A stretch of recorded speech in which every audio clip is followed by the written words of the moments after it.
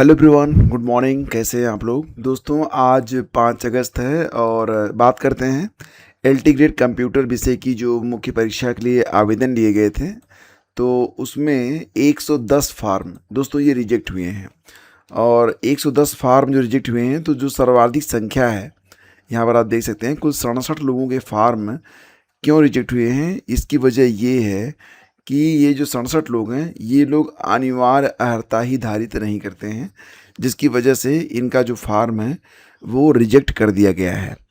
इसके अलावा कुल 11 लोग ऐसे हैं जिन्होंने दावा तो किया था कि वो कुशल या उत्कृष्ट खिलाड़ी हैं, तो स्पोर्ट्स सेक्शन में इन्होंने अप्लाई कर दिया था, लेकिन फ़िलहाल इन्होंने जो सर्टिफिकेट लगाना था तो उसका उल्लेख नहीं किया और उसको लगाया नहीं। और इसके बाद 2 लोग ऐसे हैं कि कोई अभिलेख प्रमाण पत्र प्रस्तुत न करने के कारण, यानी कि अभ्यर्थीगण को ऑनलाइन दावे के आधार पर कुशल उत्कृष्ट खिलाड़ी माना गया था। अभ्यर्थीगण द्वारा मुख्य परीक्षा में परंपरागत आवेदन पत्र के साथ राष्ट्रीय अंतर्राष्ट्रीय वर्गीकृत खेलों के कुशल उत्कृष्ट खिलाड़ी के दावे के समर्थन में कोई इन्होंने डॉक्यूमेंट पेश नहीं किया है। और इसी प्रकार से कुल मिला के 110 लोग बाहर हुए हैं।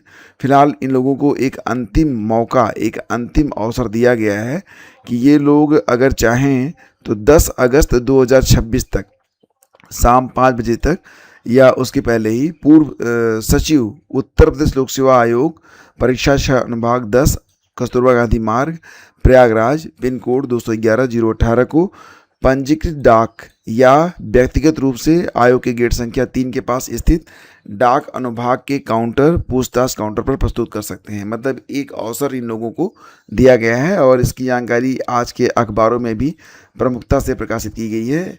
एलटी कंप्यूटर 110 के आवेदन निरस्त।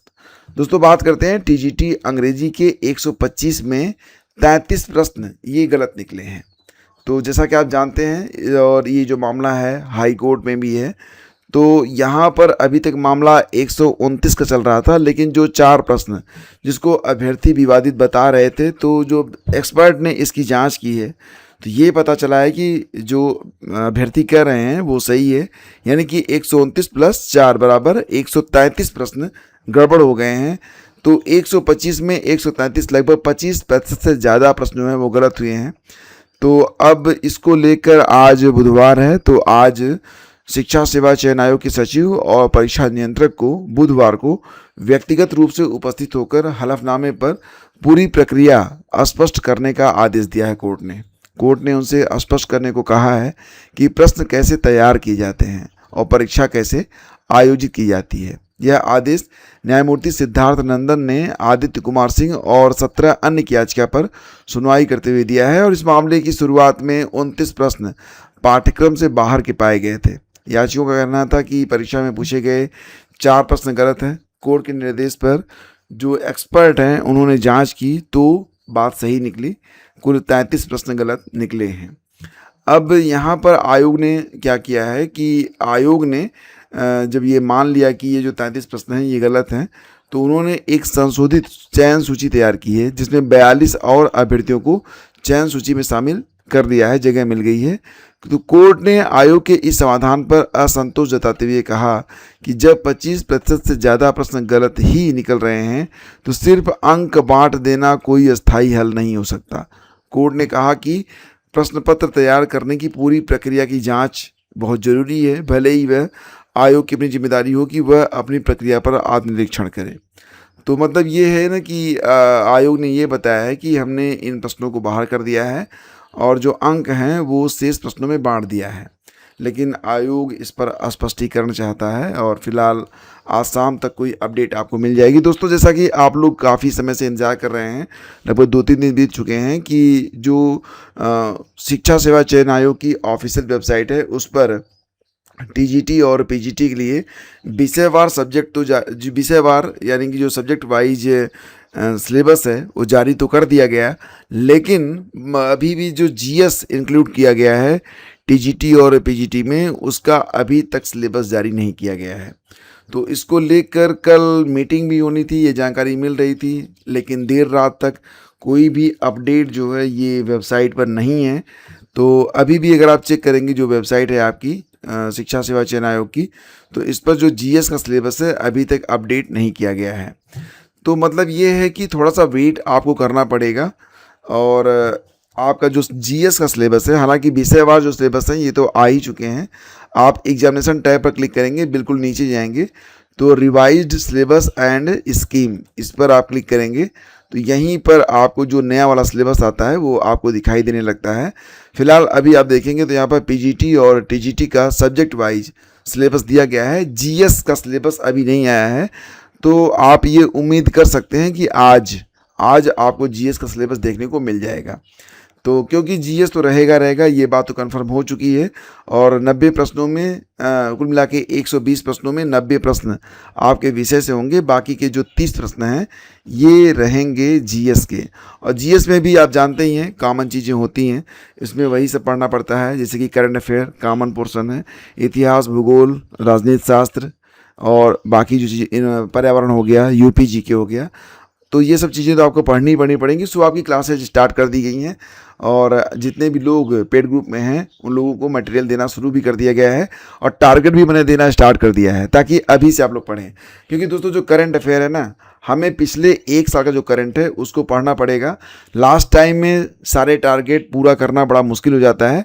सो अभी से थोड़ा थोड़ा मैं आपको टारगेट दे रहा हूँ पेड ग्रुप में, ताकि आप लोग जितने भी लोग जुड़ रहे हैं उनको आसानी हो और जब परीक्षा निकट रहे तो वो एक बैलेंस बना सकें। सो आगे बढ़ते हैं और चलते हैं अगली खबर पे। तो खबर ये निकल रही है कि मूल्यांकन प्रणाली में बड़े बदलाव की तैयारी, अब प्रश्नवार होगी उत्तरों की जांच। मतलब उत्तर प्रदेश लोक सेवा आयोग अब जो मुख्य परीक्षा होगी, मुख्य परीक्षा लिखित होती है, ऑब्जेक्टिव टाइप नहीं होती है, लिखित परीक्षा होती है।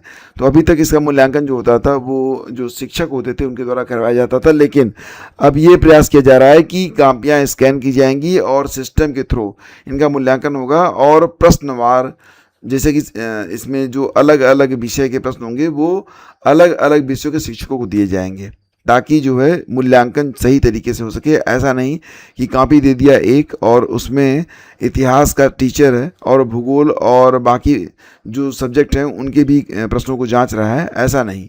अब यहाँ पर थोड़ा सा चेंज देखने को मिलेगा। खैर ये दिक्कत आपकी नहीं है, बस आप पैटर्न को समझ लीजिए, आप अपनी तैयारी करेंगे, बाकी मूल्यांकन थोड़ा और पारदर्शी होगा तो ये अच्छी ही बात है।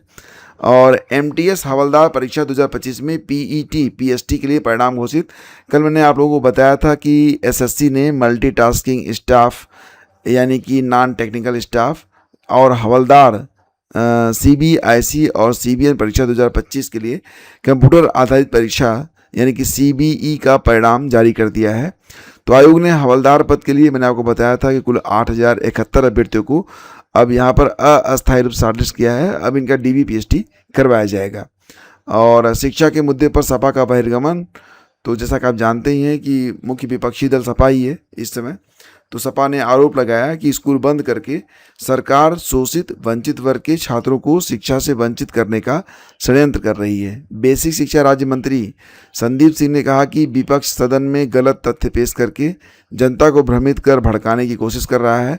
प्रदेश में कोई स्कूल बंद नहीं हुआ है। बहस के दौरान सरकार के जवाब से असंतुष्ट सहबाज जो सपा के सदस्य हैं उन्होंने सदन से बहिर्गमन किया है। शून्यकाल में सपा ने कार्यस्थगन के तहत शिक्षा के गिरते स्तर पर मुद्दा उठाया था। मान सिंह यादव ने कहा कि प्रदेश में 26,326 स्कूल बंद कर दिए गए और 28.32 लाख 28,32,000 बच्चे कम हो गए हैं। फिलहाल यहाँ पर कुछ आरोप ऐसे भी हैं जो कि सपा सही भी बोल रहा है, फिर भी क्योंकि बच्चे कम तो हुए हैं ऐसा है, और भर्ती काफ़ी समय से जो मांग की जा रही वो आ नहीं पा रही थी। एनीवे ये सदन का अपना जो मैटर है और हमें ये देखना है कि कौन सी भर्ती आ रही है और उस पर आपको फोकस करना है। सो दोस्तों यहाँ पर एक खबर और भी है कि अब जब यूपीपीएससी अपनी कोई परीक्षा करवाएगा तो वो हर परीक्षा केंद्र में जैमर लगवा देगा। जैमर लग जाएगा मतलब सिग्नल नहीं आएगा, तो जो मोबाइल या इस प्रकार के जो उपकरण हैं जिसमें जैसे मोबाइल सिग्नल की ज़रूरत पड़ती है, कोई भी यहाँ पर सिस्टम काम नहीं करेगा। अच्छी बात है, ये सारी व्यवस्थाएं होनी चाहिए। और जैसा कि आप लोगों ने देखा कि दिल्ली में जंतर मंतर पर जनजेट के भीषण प्रदर्शन के बाद और शिक्षा मंत्री के इस्तीफे के बाद कुछ ऐसा ही मामला देखने को मिल रहा है झारखंड में भी। तो झारखंड में भी आरोप ये है कि सरकारी नौकरियां बेची जा रही हैं, रेट 25 लाख से 1.5 करोड़ तक। अब यहाँ पर जो छात्र हैं, आप देख रहे हैं 11 दिनों से फिलहाल ये अब धरने पर बैठे हुए हैं। विवादों में घिरे झारखंड लोक सेवा आयोग यानी कि जेपीएससी और कर्मचारी चयन आयोग की भर्तियों के खिलाफ राजधानी रांची के जयपाल सिंह मुंडा स्टेडियम में हजारों छात्र छात्राएं 11 दिनों से प्रदर्शन कर रहे हैं। उनकी मांग सिर्फ किसी परीक्षा को रद्द कराने की नहीं, बल्कि 4-5 वर्षों की 10 से अधिक विवादित भर्तियों की दूसरे राज्य के हाईकोर्ट से रिटायर्ड जजों से स्वतंत्र जांच, दोषियों पर कार्रवाई और व्यवस्था में पारदर्शिता लाने को है। आंदोलनकारी इसे लाखों युवाओं के भविष्य और व्यवस्था पर भरोसे की लड़ाई बता रहे हैं। ग्राम प्रधानों को प्रशासक बनाने के मामले में सरकार ने जवाब दिया है। लखनऊ पीठ में अपना जवाब मंगलवार को सरकार ने दाखिल किया है। सरकार अदालत की ओर से मांगा गया ब्यौरा भी पेश कर दिया है। कोर्ट ने अदालत की अगली सुनवाई 11 अगस्त को निर्धारित की है। फिलहाल दोस्तों, जैसा कि आप जानते हैं कि उत्तर प्रदेश में जो प्रधान हैं उनका कार्यकाल समाप्त हो चुका है, तो अब जो प्रधान हैं उनको प्रशासक के तौर पर नियुक्त किया गया है। तो यहाँ पर जो मामला था वो कोर्ट में पहुँच चुका है। सो दोस्तों, ये थी आज की पूरी अपडेट। थैंक यू हमसे कनेक्ट करने के लिए, और वीडियो अच्छा लगता है तो लाइक और शेयर आप जरूर किया करें। और बाकी टीजीटी पीजीटी में जो लोग पेड ग्रुप में आना चाहते हैं तो उनके लिए जानकारी नीचे डिस्क्रिप्शन में दे दी गई है। एक बार आप लोग क्लिक करके उसे पढ़ लें और सारी जानकारी आपको मिल जाएगी। धन्यवाद।